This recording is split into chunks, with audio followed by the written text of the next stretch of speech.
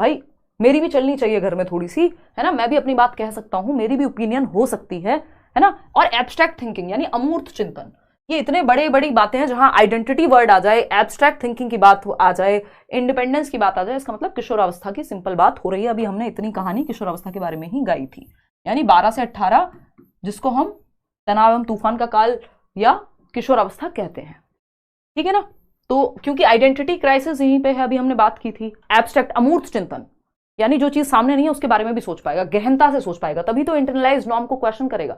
मैं हूं कौन, आइडेंटिटी फॉर्मेशन, ये भी इसी स्टेज में होता है, ठीक है ना। एरिक एरिक्सन ने इसकी बात की थी। आगे बढ़ेंगे क्वेश्चन नंबर 4, देखिएगा एक बार। क्वेश्चन नंबर 4, एडल्टहुड आपको जनरली कभी चूज करना नहीं पड़ेगा क्योंकि पेपर में एडोलेसेंस तक के ही क्वेश्चन आते हैं, वो बस दिखाने के लिए होता है। 99.9% में आज तक तो ऐसा आया नहीं है।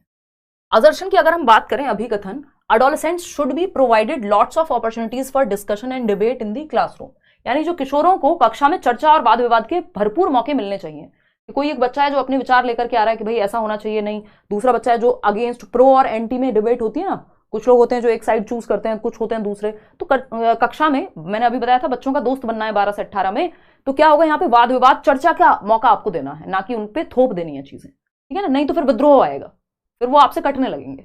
As a teacher, as a parent जरूरी है कि आप इन्वॉल्व हो, उनकी थिंकिंग को समझें और समय के साथ बदलें भी।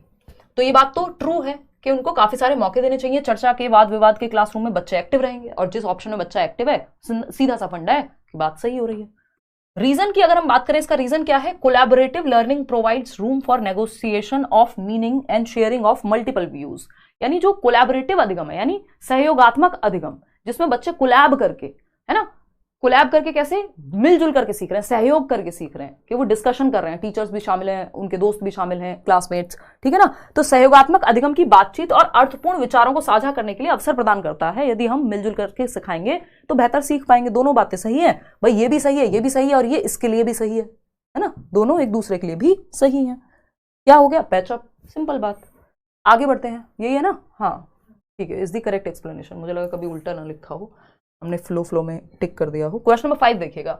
असर्शन क्या है भाई, अगर हम अभिकथन की बात करें और रीजन की बात करें, humans are able to learn and remember new things in motor and cognitive domains throughout their life span, यानी मनुष्य जो है वो अपने पूरे जीवन काल में गत्यात्मक एवं संज्ञानात्मक पक्ष में नई चीजें सीखने और याद रखने में सक्षम होते हैं।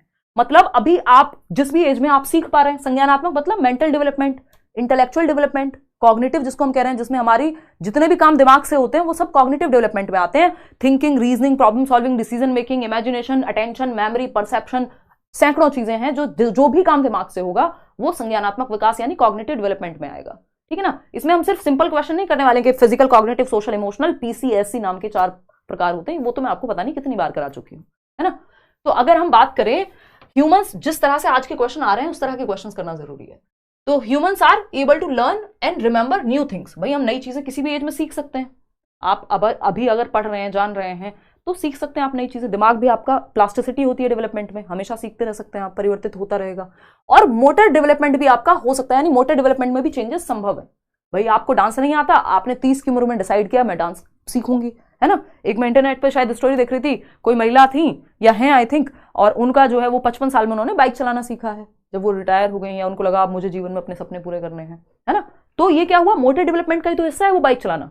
तो गत्यात्मक जिसमें दौड़ना, भागना, कूदना, जो भी फिजिकल एक्टिविटीज हैं तो आप सीख सकते हैं। ऐसा थोड़ी मोटर डेवलपमेंट रुक गया एक उम्र के बाद। तो ये बात तो सही है। इसका रीजन क्या है, outcome of a severely deprived childhood can be easily changed in later years, यानी गंभीर रूप से वंचित बचपन यदि आपका रहा है तो उसके परिणाम को बाद के वर्षों में आसानी से बदला जा सकता है। यानी अगर बचपन में खाना पीना नहीं मिला, शरीर ठीक से विकसित नहीं हो पाया, अंडर नरिश्ड रह गए, कोई चोट लग गई, या फिर जिस उम्र में, जिस क्रिटिकल पीरियड में, जिस सेंसिटिव पीरियड में भाषा को अच्छे से सीखा जाना चाहिए था, नहीं मौका मिला सीखने का, या और आपको शरीर आपका डेवलप होता, अच्छे से खाना पीना चाहिए था, वो नहीं मिला, तो उसको बाद में नहीं परिवर्तित कर सकते आप, है ना। अगर सीवियरली डेप्राइव्ड चाइल्डहुड है, जैसे आपने वो अब्दू नाम के व्यक्ति को सुना होगा, बच्चा तो नहीं है वो, दिखते बच्चे जैसे हैं, वो माल न्यूट्रिशन के शिकार रहे, है ना। आमिर खान भी पहले ऐड किया करते थे, टीवी में आती थी जब मैं छोटी थी, कि कुपोषण से बेसिकली बच्चों को बचाना है, क्योंकि अगर एक सही उम्र में उनको पोषण ठीक से नहीं मिला तो शरीर ठीक से विकसित नहीं हो पाएगा।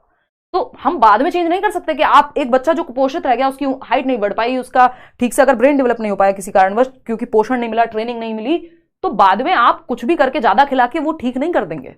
तो इरिवर्सिबल होती है चीजें, है ना। विकास क्या है? इरिवर्सिबल है, रिवर्सिबल नहीं है। परिवर्तन ऐसे नहीं कर सकते हो, चेंज ला सकते हो बस। तो ये बात तो एकदम गलत है और ये बात यहां सही थी। तो A is right but R is wrong. ना तो ये इसके लिए सही है ना अपने लिए सही है, अब स्टेटमेंट ही खराब है। तो A is true but R is false है। इसमें क्या दिक्कत आ रही है समझने में? सी ऑप्शन कह रहे हैं 37% लोग। हाँ ठीक है, A is true but R is false, कि भाई हम जीवन काल में सीख सकते हैं अपने संज्ञान पे, अपने मोटर डेवलपमेंट पे भी काम